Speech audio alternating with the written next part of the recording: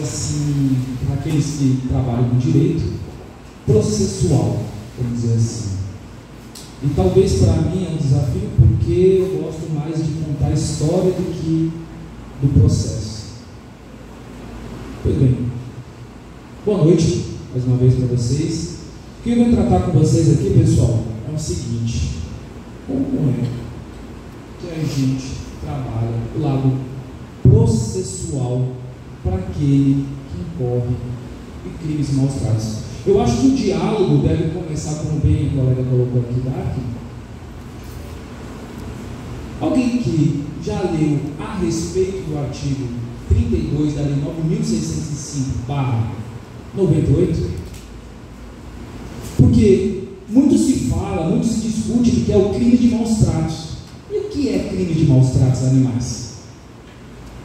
Eu tive a curiosidade de trazer para vocês, já que eu vou tratar de processo. E diz o seguinte, artigo 32: praticar ato de abuso de maus tratos, ferir ou mutilar animais silvestres, domésticos ou domesticados, nativos ou exóticos, pena de detenção de 3 meses a 1 ano. Certo? E daí? O que eu tenho a ver com isso? Pessoal, muito como o meu colega colocou, se discute, né? Como é que é visto esse crime na sociedade? Como bem a doutora Pamela falou, eu trabalho, atualmente também sou delegado de polícia, trabalho no plantão. E às vezes a gente se depara com essa situação. Mas doutor, é só um animal. E aí, minha gente, eu também, vamos dizer assim, sou sensível à causa e converso com os próximos, polícia militar, polícia civil, sociedade, exatamente isso, para mudar essa visão a respeito da causa animal. Tanto é assim que aí já começa a bater com uma problemática processual. Ora, a pena é de detenção de 3 meses a 1 ano. O que acontece processualmente falando quando se fala pena de detenção de 3 meses a 1 ano? A primeira problemática é a seguinte: isso, no âmbito da delegacia, gera o famoso termo circunstancial de ocorrência, o TCO.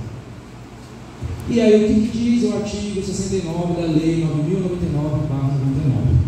Que diante dessa circunstância fática, a autoridade policial, considerando que o crime é apenado até 2 anos, que é o caso, nós não podemos impor a prisão, ainda que esteja em flagrante delito, nem tampouco estipular fiança. Basta aquele que causou assumir o compromisso de comparecer ao Ministério Público. E aí? Eu sempre falo que o Código Penal ele tem que trazer algum efeito pedagógico. Não basta a letra feia da lei. E aí o que acontece? Por muitas vezes, eu já tive situações, por exemplo, recentemente, foram pegos, acho que 5 ou 6 gaiolas, com diversas aves silvestres, e muitas delas mutiladas. Considerando a redação do artigo 32, o que eu tive que fazer nesse indivíduo? Liberar. E às vezes incomoda aquele que não está ao lado do direito penal, do processo penal, mas doutor, tu vai soltar? Eu disse, não sou eu. É o Código do Processo Penal, é a lei dos juizados, e assim quis o Código Penal. Assim quis o Código do Processo Penal. E aí o que acontece, pessoal? Paciência. Mas para quem é sensível à causa, mexe. Porque você fica de mãos amarradas, processualmente falando. Mas vamos lá, vamos mais. Alguém sabe me definir o que seria maus tratos? Será que maus tratos só envolve violência física? E aí é o seguinte, pessoal, eu já peguei também situações no plantão que eu não bati, veja como ele está bem, de fato, ele está bem, mas aí existe uma orientação do Conselho Federal de Medicina Veterinária, salvo engano, 1236/18, que não se restringe só e unicamente à violência física, mas sim também a violência o quê? Psicológica. E aí você pega situações lá no plantão que eu falo, mas doutor, veja, ele está até gordinho. Mas às vezes o que acontece? Eu já peguei situações em que o cachorro está amarrado por 3, 4 dias com uma corda de meio metro, que mal consegue se deitar. Será que isso daí seria maus tratos? Sim, seria maus tratos. Tá certo? Então eu já queria quebrar um pouco de paradigma social no que toca esse tipo de violência. Violência sim, inclui a violência física, como também a violência psicológica. Mas daí, vamos mais.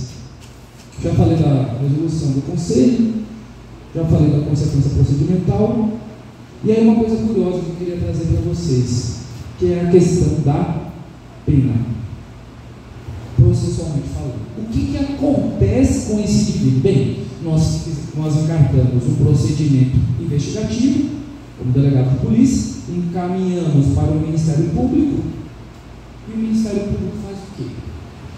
Pessoal, é ofertado para aquele que agride o animal a famosa transação penal. O que é a transação penal? Nada mais é que um acordo entre o Ministério Público e no caso, o investigado. Em vez dele pagar a tal da pena de detenção de 3 meses, 1 ano, as penas passam a ser o quê? Alternativas. E eu insisto na reflexão para vocês. Será que adianta? Será que adianta? Porque o indivíduo desse, na delegacia, assina um documento, será que ele aprendeu alguma coisa com aquilo? É uma pena dizer. Não. Porque isso daí vai muito da educação da pessoa. Eu falo que no Código Penal, a lei de juizados, ela não chega junto a um comportamento social que por muitas das vezes é rotineiro e pouco discutido. Porém, tem uma coisa boa, e aí eu acho massa.